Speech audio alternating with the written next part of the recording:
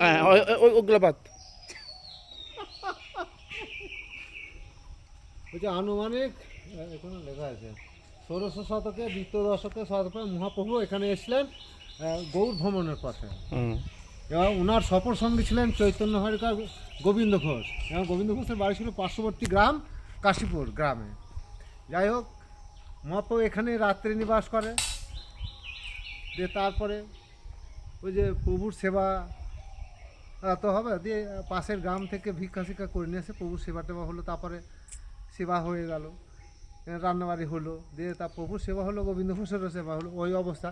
তারপরে মুখ শুদ্ধির দরকার, তাও আবার সেই নগরে এই গ্রামে দিকে গিয়ে সেই হরিতকি নিয়ে এসে তা প্রভুকে দেয় এবং মুখ শুদ্ধি করে। এবং বিধবাস্ত যে আগামীকাল সকালেও তো আবার লাগবে, তা উনি বেঁধে রেখেছিলেন বুঝছেন, তা একটা খুঁটে গোবিন্দ ঘোষ। তারপরে সকালবেলা আবার স্নান টান তার নিক প্রভু যা করেছেন সেটা, তারপরেই খাওয়া দাওয়া এবং খাওয়া দাওয়া করে আবার বার হবেন আর কি। দিয়ে খাওয়া দাওয়া করে একটু বিশ্রাম নিয়ে তারপরে যে ওই যে মুখ শুদ্ধি তো দরকার, তখন ওই যে মুখ শুদ্ধি দাও গোবিন্দ, তখন গোবিন্দ বলছে, তখন খুঁট থেকে তার খুঁট থেকে বাঁধা ছিল, খুলে প্রভুকে দিয়েছে। প্রভু বলছে তোমার তো তাহলে সঞ্চয়ের বাসনা আছে, তোমার তো আমার সঙ্গে তোমার যাওয়া যাবে না। তখন সে বহু কান্নাকাটি করে, এ কোনো অবস্থাতেই না গোবিন্দ ছাড়ে না, প্রভুও নিয়ে যাবে না। যে ঠিক আছে তুমি এখানে থেকে যাও, তোমার মনস্কামনা পূর্ণ হবে, তুমি তোমার সঙ্গে আমার সাক্ষাৎ হবে। এই বলে গোবিন্দ ঘোষকে অগ্রদ্বীপে রেখে উনি আবার চলছেন গৌড় ভ্রমণে গঙ্গার ধার বেয়ে। এই অবস্থায় গোবিন্দ ঘোষ প্রভুকে স্মরণ করছে, গঙ্গা স্নান করছে, একটা পোড়া কাঠের ন্যায় বারবার গোবিন্দ ঘোষ যখন গঙ্গা জলে ধ্যানমগ্ন করছে, ধ্যান করছেন, ওই অবস্থায় বারবার প্রভুর ধ্যান ভঙ্গ করে দিচ্ছে গোবিন্দ ঘোষের আগে। যাই হোক, উনি তো কাঠটাকে তুলে ডাঙায় তুলে রেখে ধ্যান সেরে স্নান টান করে চলে আসলেন। পরে স্বপ্নাদেশ হলো যে আমি আর কেউ নয়, আমি ভগবান শ্রীকৃষ্ণ, আমার ওরকম ভাস্কর দেখে মূর্তি খোদাই করে প্রতিষ্ঠা করবে এবং এর পূজা অর্চনা করবে, এটাই হচ্ছে প্রভুর আদেশ।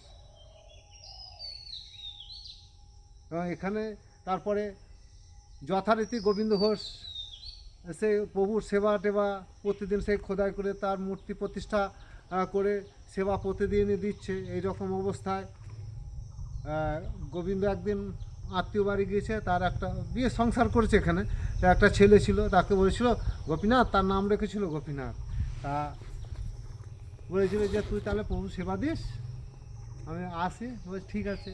এইরকম অবস্থায় সেবা, সে বাচ্চা ছেলে তো, এবার যথারীতি সে ভক্তি শ্রদ্ধা সহকারে সেবাটা দিয়েছে। বলছে তুমি খাও আর কি, বলছে, তখন সে খাচ্ছে না, তখন সেই লাটেনিকে খাবে না, হ্যাঁ, সে বারবার ইয়ে করছে, তখন বলেছে হ্যাঁ আমি খেতে পারি কিন্তু কাউকে বলবে না।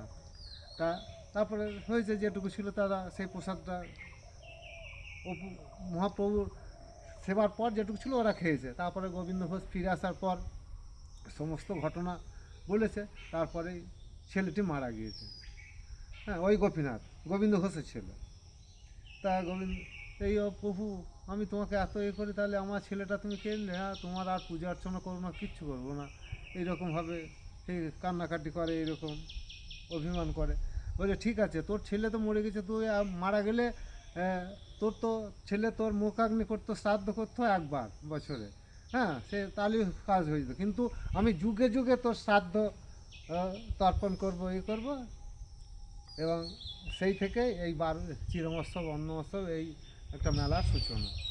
তার আগে ছিল বারুণীর মেলা, অগ্রদ্বীপে পঞ্জিকাতে লেখা আছে দেখবেন, যে খ্রিস্টপূর্ব চন্দ্রগুপ্ত মৌর্যের রাজত্বকাল, ওই সময়তে এখানে খুব বড় বারুণী মেলা হতো।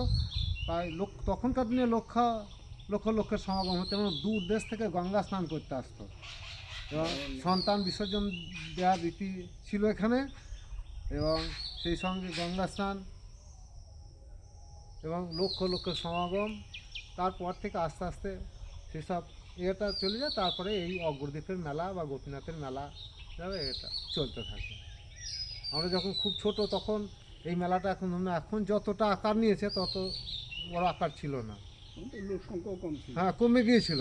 তারপরে এখন আবার প্রচুর জনসমাগম। আর গোপী